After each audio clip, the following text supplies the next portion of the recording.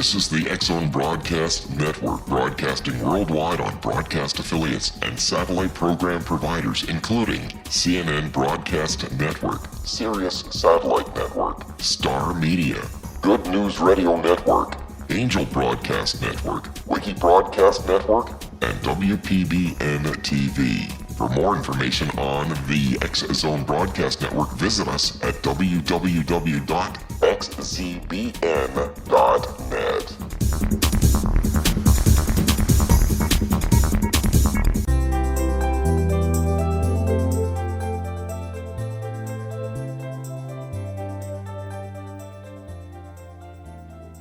Welcome to Know the Name, Know the Genius in You, where in a single moment you can recognize your brilliance and change your life.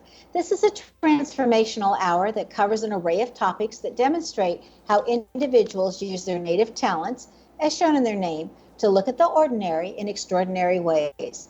Albert Einstein once said that everybody's a genius. Why would one of the smartest people on the planet declare that everyone is a genius unless he knew that to be true? I'm your host, Sharon Lynn Wyeth, creator of Namology Science and author of Know the Name, Know the Person. And in each weekly show, you'll hear the fascinating ways other people discovered the genius in themselves and what they were able to accomplish. At the end of each show, you'll hear clues on how you can recognize your own innate genius. All over the world, people have many, many diverse interests. And in that vein, people have asked about different occupations, different areas of life that have highly interested them. People want to know how highly successful people have managed to achieve their genius mindset by utilizing the gifts that are seen in their name when you're using Namology Science. So how does someone express their creative talents, and how does someone share those gifts in such a way that everybody can benefit? Our expert tonight is Paige Olson. Growing up, Paige felt unhappy and misunderstood in the formal classroom setting. While she loved to learn, the way things were taught created a difficult learning environment for her. Therefore, when she had her children, the number one interest was to seek to understand them through asking questions like why this or why that, anything that started with a why. Both of her children are very different, like so many of our children are, with different temperaments and to some extent, different interests. Paige never thought of seeking happy children. What she saw were children who were engaged in pursuing things that interested them.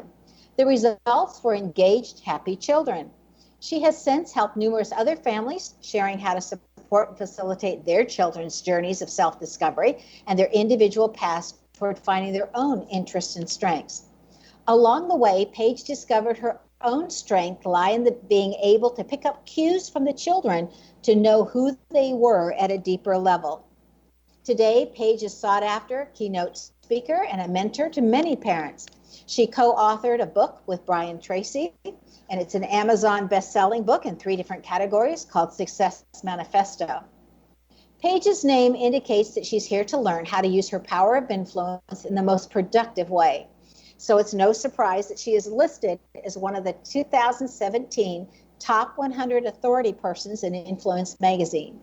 She tends to be a workaholic, according to her name, yet makes a great couch potato when she wants to relax. Her name indicates that she's a powerhouse when it comes to helping other people through change.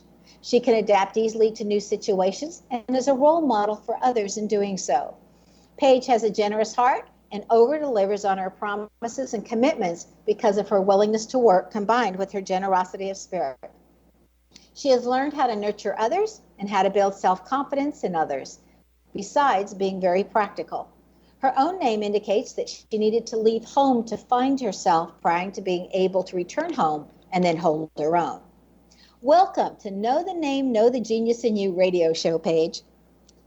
Thank you for having me, Shauna. I'm thrilled to be here. Oh, I am too, because you're talking about subjects that we all want to know. I mean, there's so many parents out there, and we all want what's best for our children in one way or another. And so many of us aren't trained to be parents because you don't take a class in parenting when you're going through school. You know, so since your name indicated that you needed to leave home to find yourself, we're curious, how did that show up in your own life? Unfortunately, it showed up in a pretty sad way. I was, excuse me, I went away to college for 1 year after high school. It wasn't a happy time. It's where I had a professor tell me, "You're smart, but there's something wrong with you."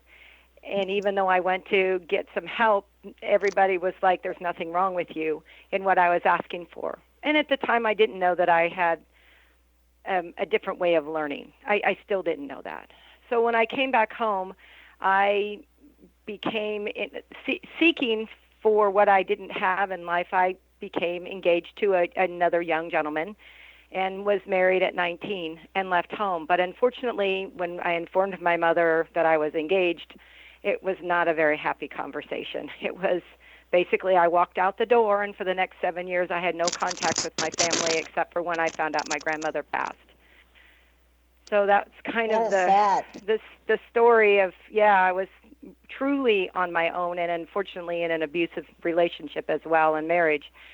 So it was a tough time. I wonder if you would have known that your name said that you needed to leave home to find yourself, and then you'd learn how to hold your own, if you would have done it differently. I would like to say yes, but because there were other factors in my life, I basically grew up with a father that was inappropriate when I was little.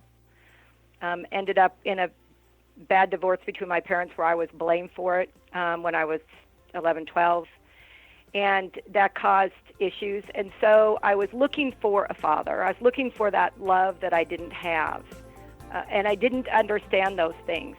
So I think if that hadn't also been a part of my life, things would have been different. We're going to need to interrupt for just a minute. This is the X-Zone Broadcast Network, broadcasting worldwide on broadcast affiliates and satellite program providers, including CNN Broadcast Network, Sirius Satellite Network, Star Media, Good News Radio Network, Angel Broadcast Network, Wiki Broadcast Network, and WPBN TV. For more information on the X-Zone Broadcast Network, visit us at www.xzbn.net.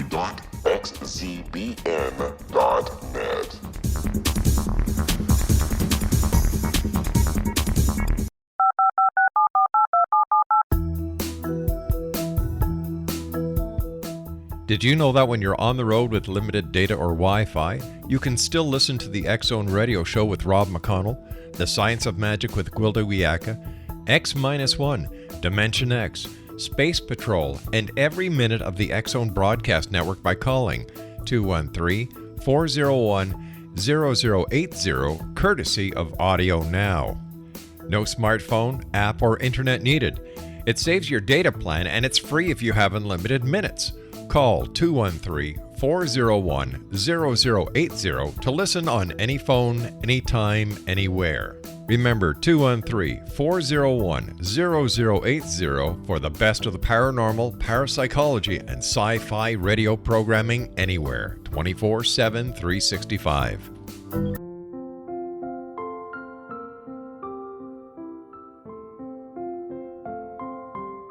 I am Dr. Carl O'Helvey, founder, president of a new cancer foundation focusing on evidence-based physical, mental, and spiritual interventions, including natural cancer cures, prayer, meditation, affirmations, nutrition, and other related holistic cancer prevention and cure modalities.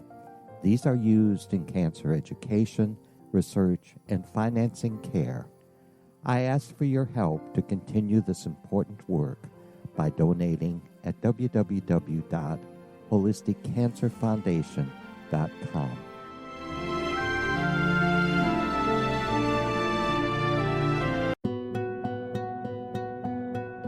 Is it science or is it magic? Once a magical thing has been scientifically proven, is it no longer magic? Or is magic simply the science of tomorrow? Join me, Gwilda Wiyaka, on The Science of Magic, a syndicated radio program dedicated to combining the science and magic of today's dynamic and controversial topics to co-create new solutions. By triangulating information from today's leading experts from the scientific and magical fields, we uncover expansive and evolutionary truths you won't find anywhere else. Join us daily on the X-Zone Broadcast Network, xzbn.net, as I interview the share thoughts with the amazing guests from both science and magic. The resulting knowledge is unprecedented. As a gift to you, the listener, past episodes can be accessed on our website free of charge at thescienceofmagic.net.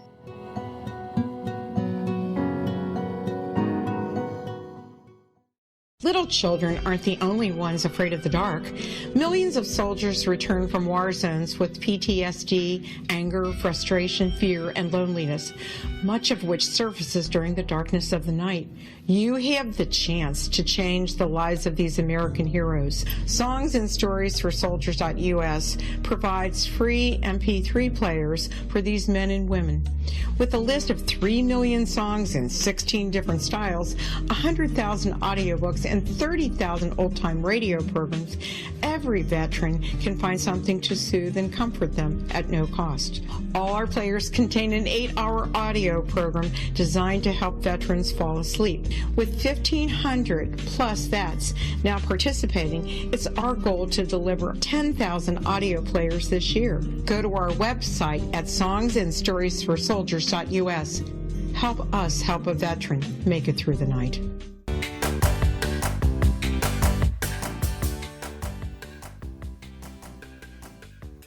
Welcome back.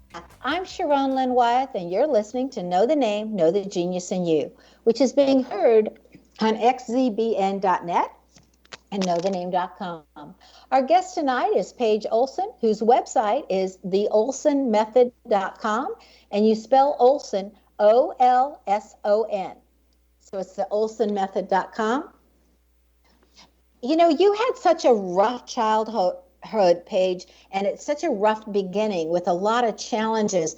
You know, it's just fascinating how you turned that around to help other people create such happy children, you know, that it's just it's so different from what you were able to have. So my question is, when did you decide to share your gift with the world? And when you did so, you were risking another form of rejection. So what caused you to want to push through that and share your gift anyway? Well, it's kind of another interesting story. After my children were born, and an incident happened with my son, who was my firstborn, and it became that preschool wasn't the right place for him. He was great until he tried to be forced to do ABCs and 1, 2, 3s before his brain was mentally ready. So I decided to homeschool, and through that, I became kind of a crusader for kids, if you will. And in other words, so that my kids could have experiences that I wanted them to have, I was provided the opportunities to be able to reach out and do stuff for other homeschoolers or do stuff in the horse community because my daughter was interested in horses. And I just stepped up and became the parent that made that possible for other children. And I wanted to break the cycle. I have a compassion, and that overrode everything else. I just wanted my children to not experience what I experienced, and I wanted them to have a better life. Yeah. You know, I always think that the vast majority of parents want their kids to have a better life, but I know that many teachers will say that parents come in on parent conferences and say, hey, that was good enough for me. Why isn't it good enough for my kid? Right. You know, and that I always think is sad.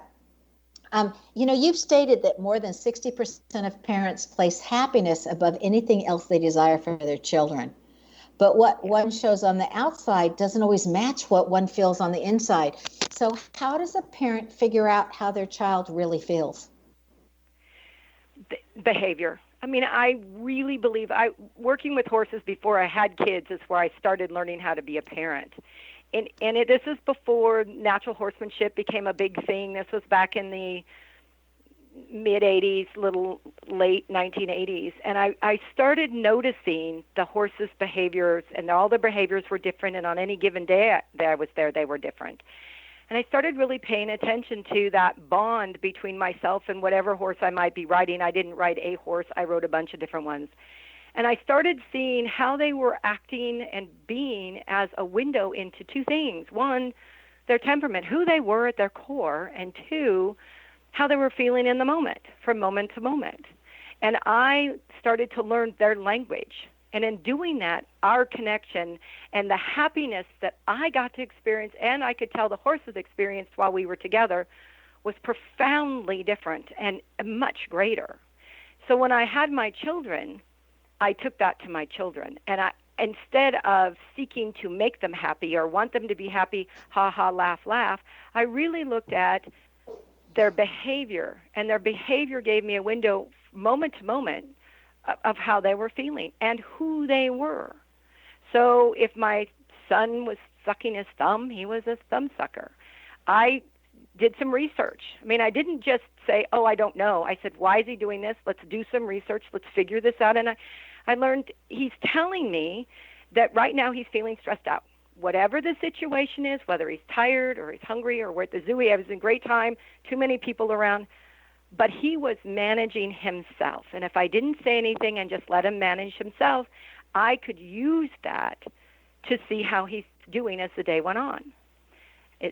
And my daughter as well, I mean, she bit, and I knew that then there were certain things I wasn't going to put her in, certain places I wasn't going to put her because she could get overwhelmed too easily and too fast. And I would watch my kids, and so till their mental maturity got to a point that it was no longer an issue because they could manage themselves. And so through that...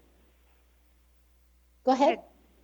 No, so through by that. paying attention to those things, I noticed that they grew in ways where they were just really easy kids. I mean, they seemed happy. They weren't depressed. They didn't get anxious. I mean, all those things that we put as negative feelings, I didn't find that in them at all. And my greatest reward was when my children were young adults, and I asked them, how do you feel about your childhood? They said it was a wonderful adventure. And so I can look back now and say, well, what did I do? How did I do it? How can I share what I did? Because they're perceiving their childhood as being this great adventure. And they're living the dream. They're happy. They're well connected to themselves and their communities, and really enjoying life. So out of all of your experience, and I know you've helped just hundreds of parents being able to duplicate so that they're being successful as parents, what 3 things can parents start doing today that would make a difference in their child's long-term future happiness? Well, number one, and I think most important, is you got to slow down. You got to stop letting the social influences and all this external stuff dictate to you and cause you to fear the future for your child. And you have to slow down, and you have to start observing who your child is and how they're and that's by how they're responding to things. And the only way you can do that is to just cut away all of this extra stuff that they don't need. They don't need to be on soccer teams at 3 and 4 and 5. They don't need, whatever. Unless they love the game, they don't need those things, so that you can get to know your child and your child can get to know themselves. So that's number one. The second thing is experiences. Go out, jump in mud puddles. Go to the library and look at nonfiction books, pictures. Talk about things, experience things, take the opportunities that are in your neighborhood, in your area, to just, and for them, it can be walking around in the falling rain. And number 3 is, again, it comes back to you got to give them downtime. So not only do they need to be less stuff so you can pay attention to them and you can observe them, they need downtime. They need the privilege of being bored. They need the privilege of plastic gutters and water and sand and leaves and stuff, so that they can just experiment with the information that's coming in. But we need to slow their lives down. I love hearing that, Paige. As a school teacher, for as many years as I was a school teacher, I used to watch how kids were so overbooked they didn't have time for homework. They were getting stressed. And I know some families in the area where I was teaching came up with the rule that you could only participate in 2 activities at any one time. So maybe Girl Scouts and a sport, or ballet and something. But they would limit it to 2.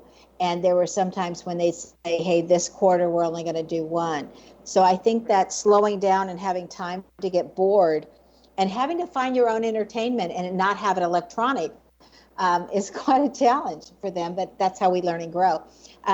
There's a favorite saying in my household that says only boring people get bored.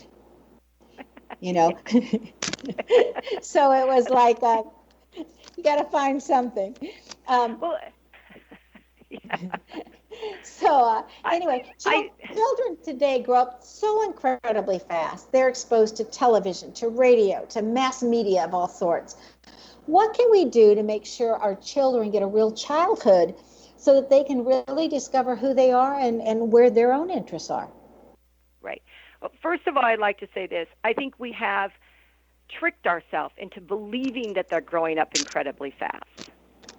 But Okay. the reality is in their minds, their emotional development, we're forcing them to or allowing them to see things that they're not ready to see. And so they're not really growing up. It's like when you teach math. If in the foundation of teaching there's holes, right? When you take the next step, Right. the child fails because there's holes. And I think what we're seeing in the emotional development of our child is holes that have occurred in the first 2 years of life in their emotional development, because they're seeing things, being involved in things, allowed to do things that they're not ready for. And so if you don't even know who you are, and you haven't even connected to you, you can't connect to the rest of the world, and you can't connect to other people. And so we're lying to ourselves, because what they're doing is, on the outside, we might think they're growing up faster, but as they get older and they get stressed and anxious and suicidal and on drugs and on alcohol and stuff, they're showing us that that wasn't the truth. And there's all these holes that we have to now go back, if they're willing, and fill so that they can find themselves and find the right place to be in, the right environment to be in, and who they are and how to ask those questions and how to make those decisions. They don't know how. They're totally disconnected. And so when we get to entertainment versus engagement, you know, and in entertainment, it makes us appear to be happy because we're laughing, but we're not. We're doing something where somebody else has put the boundaries and parameters on what we're doing. Or we're not being allowed, a child that is handed something in the store because a mom doesn't want to allow them to have their emotions. We're basically saying, don't have emotions, here, be happy. And so now the child is being, the privilege of them getting to learn who they are and how they deal with that situation has been taken away from them. And so we're perpetuating this problem as they grow up. And so when they're upset, what do they reach for? They reach to be entertained. They don't want to have to deal. They don't know how to deal with the pain and anxious and anxiety that comes with things that aren't working out for us, or when we don't get our way. You mean there's times when we don't get our own way? Darn, yeah, you know, you got to start at the bottom and work your way up. You got to, yeah, shucks. Yeah. You know. Surprise, surprise, welcome to the real world. You know, and my thing is those things really haven't changed. It's just that we have kids that are angry about it today, and they have expectations that they shouldn't have to. But that is what has been, they've been taught. Yeah, it's the core of entitlement. Yes, it is. So many people have entitlement issues. Anyway, we need to take another break. Yep. Stay tuned to the Know the Name, Know the Genius in You radio show. This show is dedicated to knowing how to relate to and really know your children and how to help them stay engaged and help them learn how to do that for themselves. After the break, we'll find out more about Paige Olson's amazing ability to figure out children. Her website is theolsonmethod.com, and it is the word the is part of it. And Olson is spelled Olson, and then method, METHOD.com. Very engaging website if you want to go. You can pick up a lot of good ideas just right there. Again, we're on xzbn.net and knowthename.com. Stay tuned.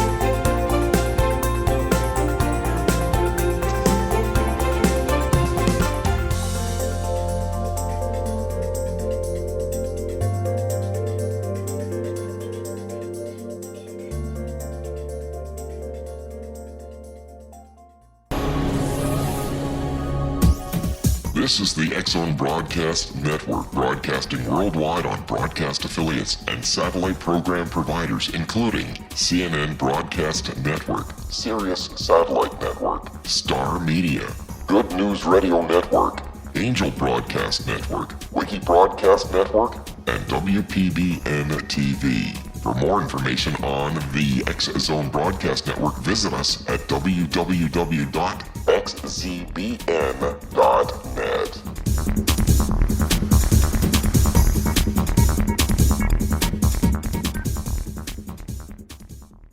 How would you like to be able to read other people's minds? Well, the next best thing is here. When you know how to read a person's name, you know how the person thinks, feels, and behaves. Each letter in our name holds a key to unlock our true essence. Our name contains both our gifts and challenges in this lifetime. Mnemology science discovers personality secrets hidden in the placement of the letters of our names, including the first and last impression people remember about us. Sharon shows us how to interpret the arrangement of letters as outlined in her book, Know the Name, Know the Person. Sharon Lynn Wyeth created mnemology science after 18 years of research and testing her theories, and has supported thousands of people around the world in understanding themselves and others better. You'll enjoy Sharon's unique teachings as she shares her system to learn the gifts behind your given birth name. Even if you don't like your birth name, there are jewels in this book. If you're thinking of changing your name, ready to name your child, or wanting to get along better with others, this is the book for you. If you'd like to improve your relationships and change your life for the better, get the book today, Know the Name, Know the Person, or visit www.knowthename.com. That's www.knowthename.com.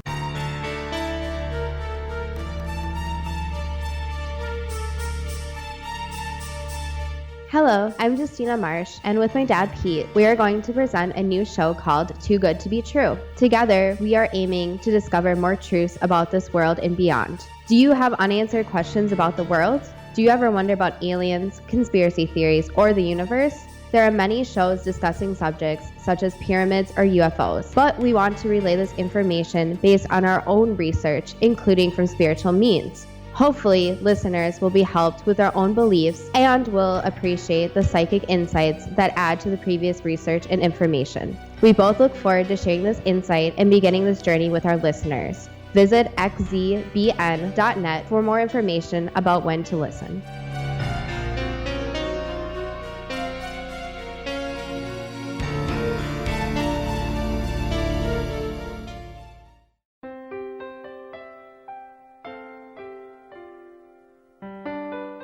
Ancient prophecies, legends, and current events indicate we're entering a high-frequency era supporting enlightenment. During expansive times, old rules fail, necessitating access to the ever-shifting currents of life for guidance. There's an ancient form of shamanism through which we can obtain the information we need. I'm Gwilda Wiyaka, founder and director of Path Home Shamanic Art School, with a great new provision for those interested in spiritual evolution and personal empowerment. Galactic Shamanism, Art of the Ancients, Key to Tomorrow, is an upcoming series of leading-edge online affordable classes designed to guide and support you and your family during these times of transition. Embrace the magic. Empower your life. Study Galactic Shamanism at findyourpathhome.com.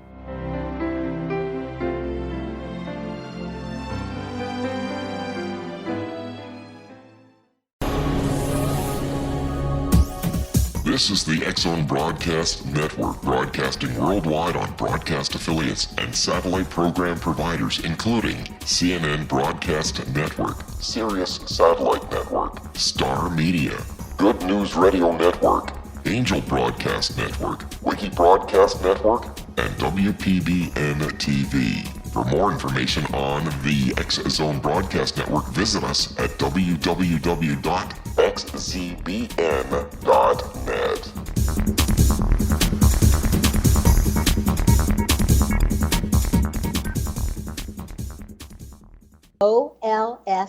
Olson.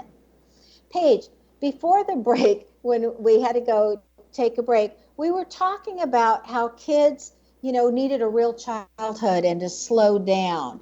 And they didn't have to be so engaged or overscheduled because that didn't give them the downtime. What do you find is the advantage of downtime for kids? Why do kids need that?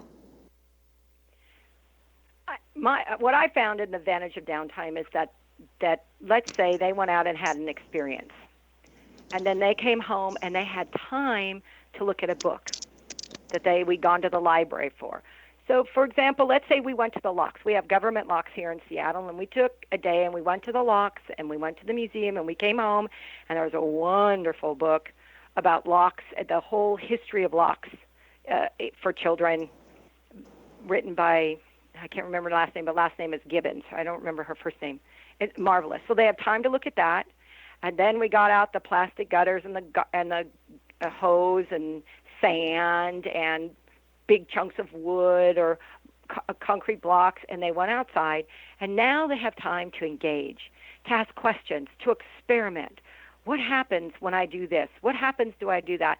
If I use cardboard for my lock skates and I raise and lower them, how long does it last? Maybe I should use wood instead. I mean, these are things that we take for granted that kids don't know. They don't know that cardboard's going to get soggy and it's not going to work. They don't, and so you help them and you allow them the privilege to find out. And maybe one of them kind of has a little temper tantrum because it's not working, and you help them through that, because now they're saying they have an emotion of something didn't work that they thought that should, and you need to help them through that by supporting them and saying, I'm so sorry that didn't work. Is there something else we can find? And you go rustle up some other stuff. And you sail boats down, and you do, and boats can be either plastic boats or trees, little branch limbs or leaves or whatever. But they get this opportunity, and to watch it grow, and the questions that they start asking, and all of a sudden it kind of becomes like one of those things with the balls, and they've got this huge thing going on. And what they're doing is they're learning things that we take for granted, because remember, their brains are in the same place ours was when we were born and our ancestors were. They don't know anything, but to have the privilege to ask those questions that we've already asked and already know, so that they can experiment with it and they can learn it, because it's something that in the moment, for that day, for that time, they're interested in. What they'll discover that may have in the end nothing to do with the locks is incredible, and they're thrilled. They've done this investigative stuff, and at the end of the day, they'll just pour out all this stuff that they just learned, and did you know, and wow, we found this, and it was so much fun, and then we did, and their life now, they're happy from the inside out. Wow, how wonderful to be happy from the inside out. I think a lot of adults have forgotten what that feels like. Please talk to us about your book that you co-authored with Brian Tracy called Success Manifesto. What's that about, and what's the benefit of reading it? What do we gain from reading it? My chapter is called A Wonderful Adventure. Again, that was what my children told their life, their youth was, their young years. And it's basically the story of a very difficult decision that my husband and I needed to make. Before our children were born, we had agreed to move into his family home, the home he had spent most of his early years in. He'd recently lost his father, and we were asked to move into the home, and I agreed. And it was in an upper middle class neighborhood, with a fenced backyard, big lot, place for the kids to play, and that was great. I, on the other hand, was raised on acreage and was used to going to the creek in the backyard, but I thought we can make this work. And at the time, I actually had a lot of medical challenges that made this environment better anyway as a mom. And so, but we used the backyard, and we played. And then one evening, my kids, and this is the story, my daughter was 4 and my son was 6, and they said, you know what, I want to chop down trees and dig holes, and we want horses to live with us. And I looked at my husband and I said, and we talked about it. Now, and so it's about this, what were we going to do? Our children were asking us, making a request of us, not a demand, not a requirement, a request of us, they were telling us the kind of childhood that they wanted and probably needed, if you knew their names, probably needed to be able to find themselves and learn about themselves. And we knew not to, my husband would not have to move his job or change his job in any way to be able to move 15 miles further east to be able to give them this opportunity. And what we did is we decided to do that for them. We decided to throw away the comforts, the security, all those kinds of things, and we actually bought a piece of land that was a mess. And together, and this is another thing, kids and parents together should be doing activities as families, not as chores, not as I'll pay you for it, but together as a family, we cleaned up the property and ultimately built a house. And the kids were involved in every step of the way, age appropriately, obviously, but they were really part of it. As a matter of fact, our lead carpenter told some of the other guys that weren't dealing with them, because we lived in a trailer on the property, if you don't get along with the kids and you don't like them, you're gone. It was just one of those things. It's that they're part of this adventure. They're part of this. And so that's what the story's about. And then once we moved into the trailer, there were some other things that my children showed me. My children really taught me how to parent them. I didn't come in and say, I'm going to do this, but they taught me what they needed from me, each one individually, what they needed from me. They didn't have individual bedrooms in the trailer, but we created them out of pegboard, 2-foot by 2-foot pieces of pegboard and sheets from the ceiling. And the interesting thing was is they never closed them, but it gave them a safe place to express themselves. So then there's a couple other things in the book that I talk about it specifically that I learned from them. It's interesting you say that you learned from your kids, because I'll never forget the day that my two kids, very, very young, were in the bathtub, and it was time for them to get out, and it was bubble bath, and my son said he wanted to duck his head. And I thought, this kid is so willful, he's going to duck his head no matter what I say. And then it's going to take longer, and he's going to cry when I go to get the soap out of his hair and whatever. And I said to him, if you choose to duck your head, that means I'm going to have to put your head underneath the faucet to rinse out the soap that you're going to get in your hair. And, sometimes the soap, if you open your eyes, because they were already swimmers, I'd started them at 6 months old. I said, sometimes when you open your eyes underwater like you do in the pool, when it's soap in the water, it can burn your eyes. So just know that if you choose to duck your head, we're going to have to get, your head underneath the faucet, and your eyes could be hurt. And so he went ahead and ducked his head. And when he got done ducking his head, I said, so how was that? And he said, I chose not to open my eyes. And then without having a fit for the very first time, he willingly put his head under the faucet so I could get the soap out. And I thought, that's it.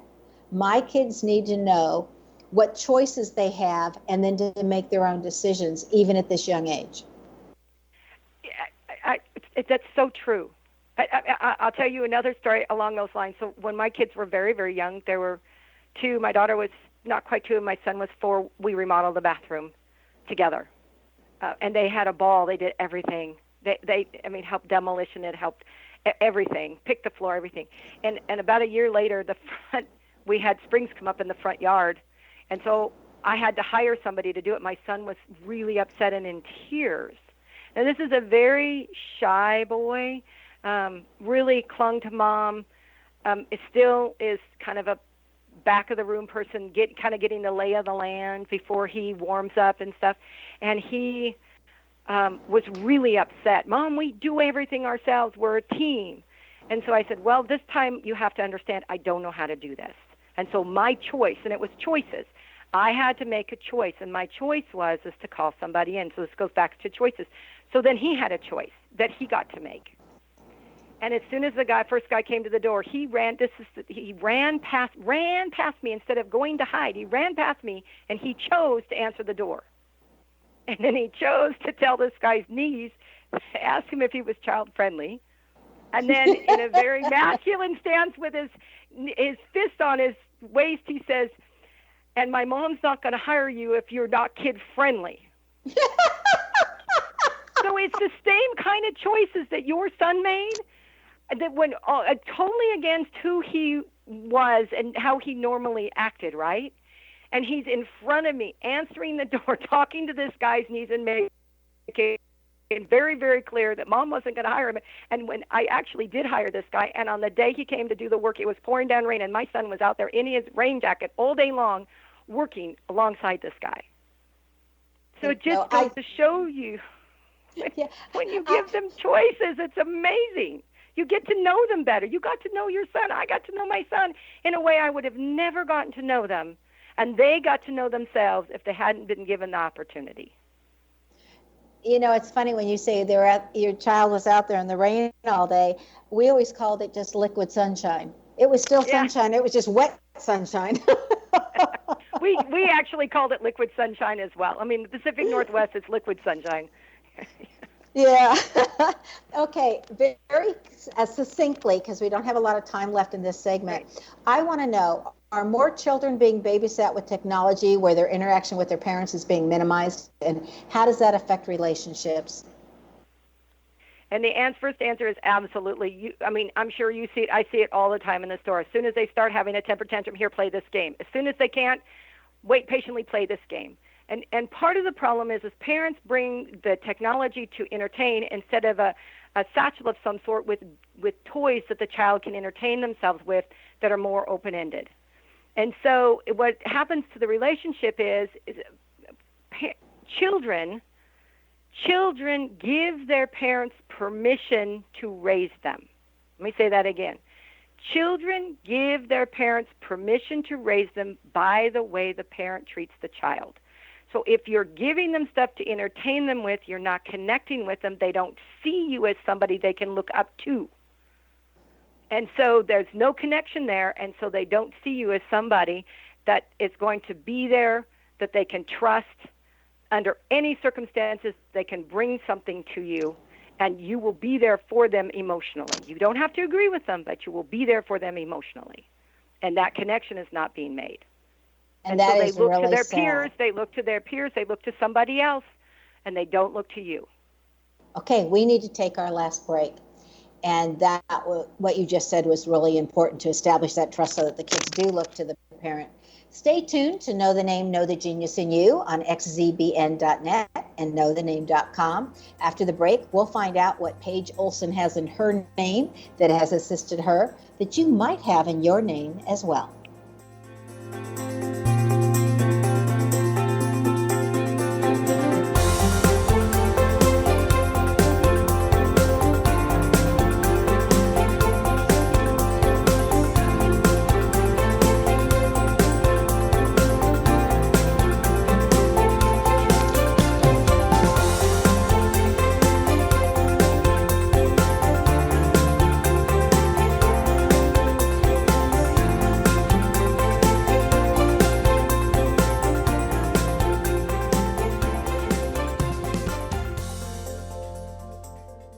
The Earth is under ever-increasing pressure from untenable lifestyles and growing populations. Yet, viable answers seem in short supply. What if I told you there's an ancient form that can empower you to take charge of your life?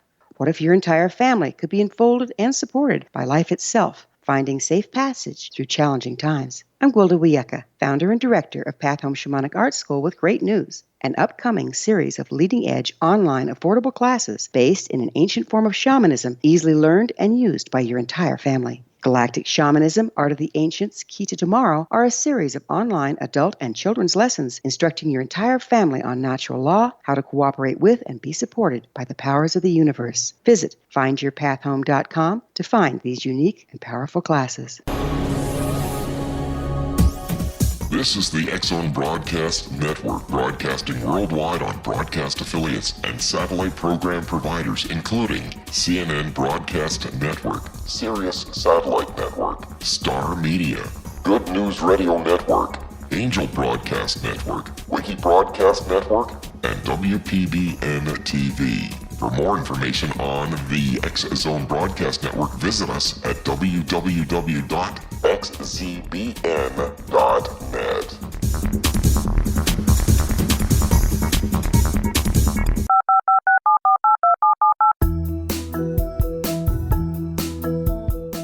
Did you know that when you're on the road with limited data or Wi-Fi, you can still listen to the X-Zone Radio Show with Rob McConnell, The Science of Magic with Gwilda Wiyaka, X-1, Dimension X, Space Patrol, and every minute of the X-Zone Broadcast Network by calling 213-401-0080, courtesy of Audio Now. No smartphone, app, or internet needed. It saves your data plan and it's free if you have unlimited minutes. Call 213-401-0080 to listen on any phone, anytime, anywhere. Remember 213-401-0080 for the best of the paranormal, parapsychology, and sci-fi radio programming anywhere, 24/7, 365.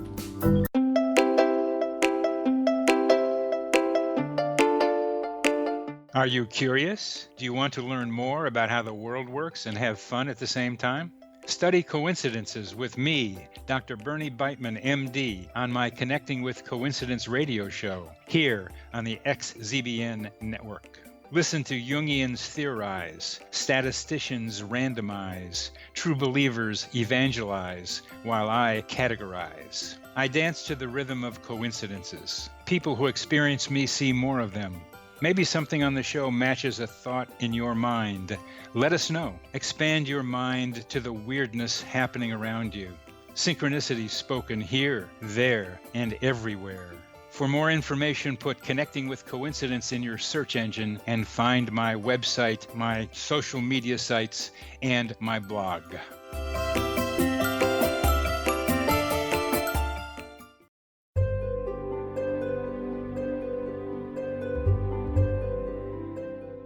What is truth?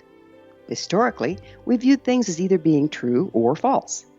Now, as we enter a more expansive era, we find the question is not, is it true, but rather, how true is it? I'm Gwilda Wiyaka, host of the Science of Magic Radio, a syndicated, internationally broadcast radio program dedicated to uncovering this ever-expanding truth. Join me daily on the X-Zone Broadcast Network, xzbn.net, as I interview today's leading experts from the fields of science and magic to uncover the hidden truth between the lines drawn in the sand. What we unearth in our discussions is not only amazing, but totally unprecedented. You won't want to miss a single episode. In service to our listeners, past episodes can always be found on our website with our compliments at thescienceofmagic.net.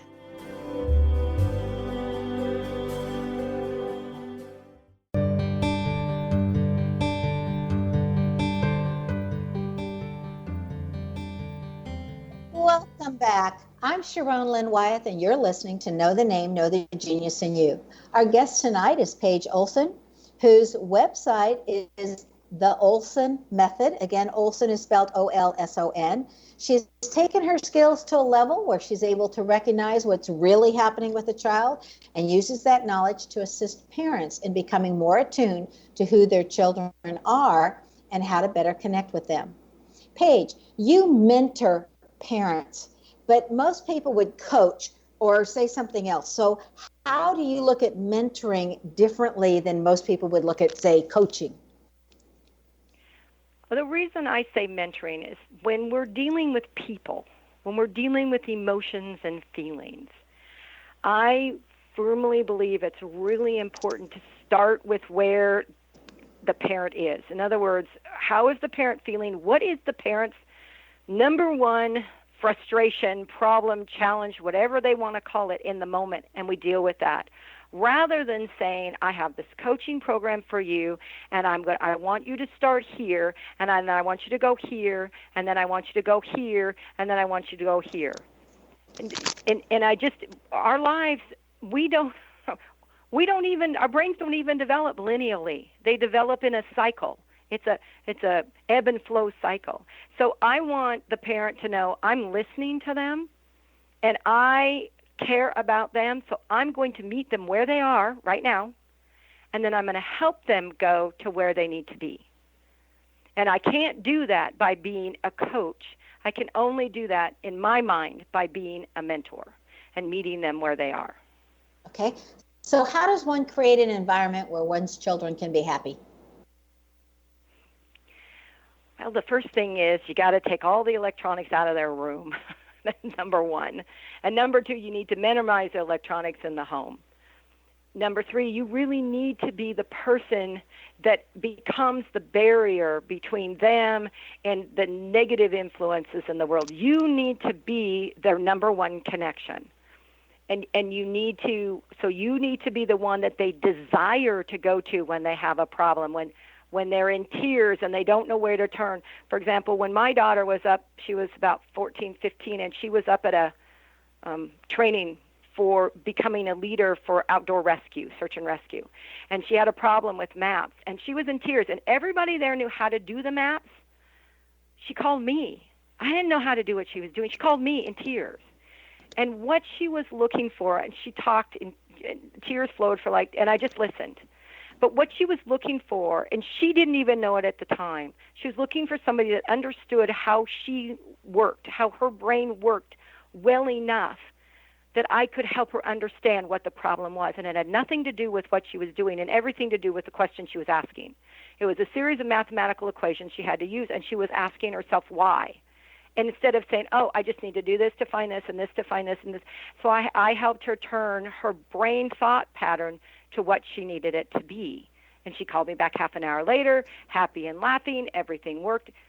So they need to connect with you, and the only way you can do that is get rid of all that external stuff and be present with them, do stuff with them, play, games with them. Have Home Depot be your favorite toy store.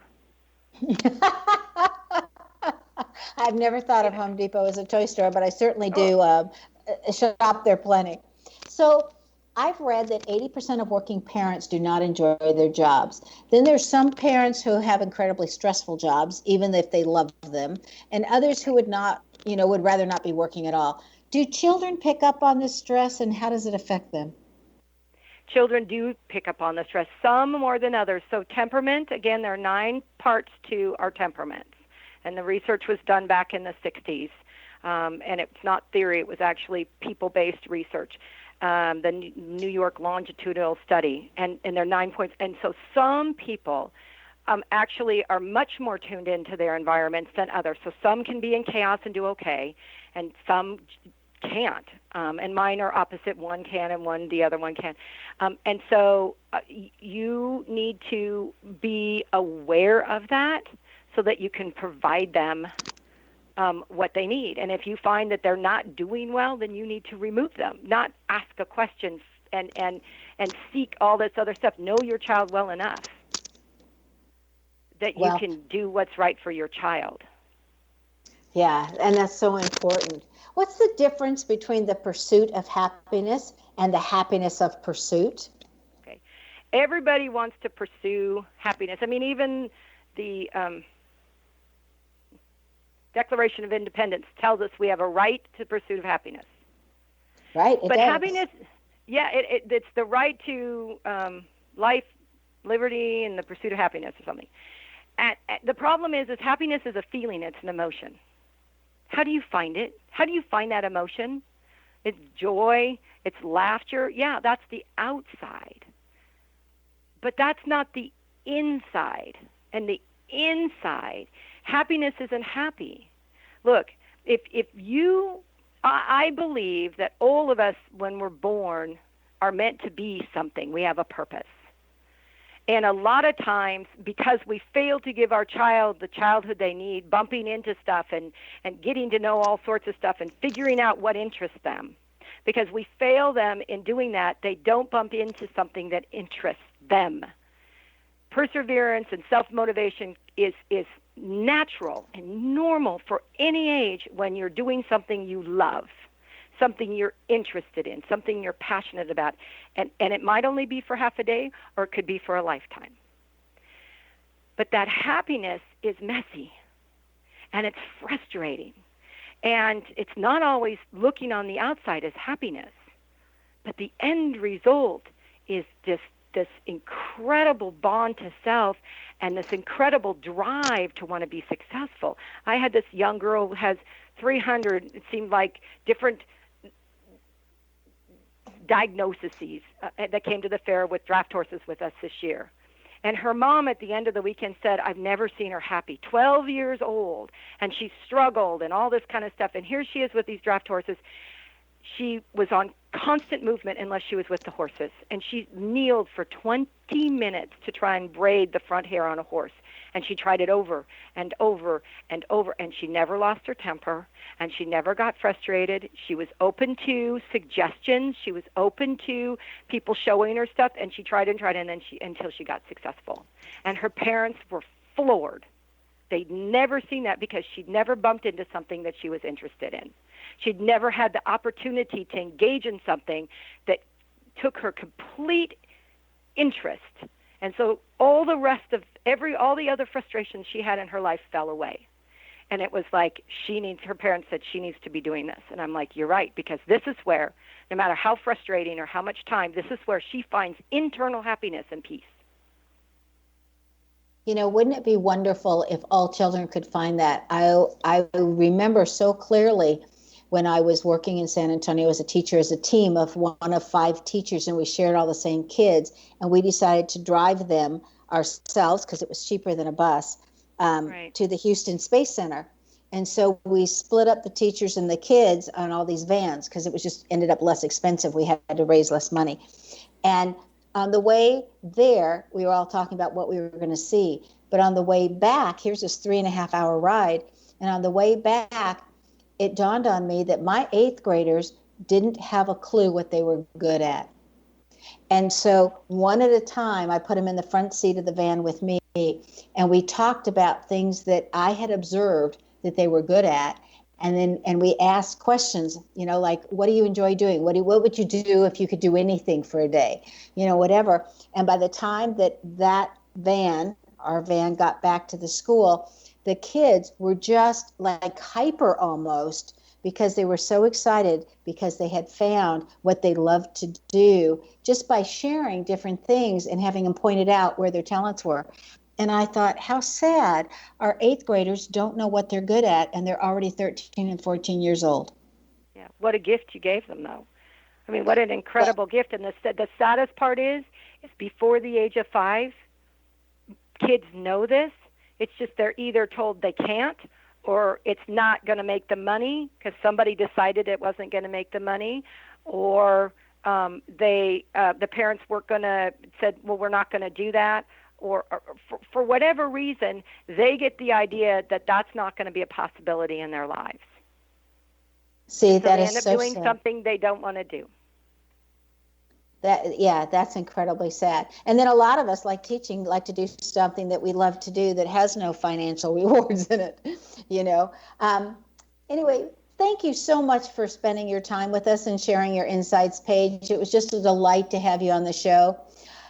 Please be prepared and surprised, and when you experience Paige's work. Her website again is www.theolsonmethod.com. Again, Olson is spelled Olson. Paige Olson's name indicates that she excels at using her influence. This is found in the letter combination of P followed by an A. If your name has the consonant cluster PA, you too are constantly learning how to use your influence in new ways, and you too have this ability. Do you want to know where your genius lies? I'm Sharon Lynn Wyatt, host of the radio show Know the Name, Know the Genius in You, which can be heard every weekday at various hours right here on xzbn.net radio, an X-Zone radio station, and on knowthename.com. Tune in to hear the fascinating ways that other people discovered the genius in themselves and what they were able to accomplish. In each upcoming show, you'll hear clues on how you can recognize your own innate genius. For all days and times of Know the Name, Know the Genius in You, go to xzbn.net and check out our broadcast schedule. If you wish to know more on how to read a person's name or about your own name and how you can discover your own innate genius, visit the website, knowthename.com, and give yourself the gift of a session to find out what your name says about you and how knowing what your name means can help you live to your best and highest. This is Sharon Lynn Wyatt, signing off.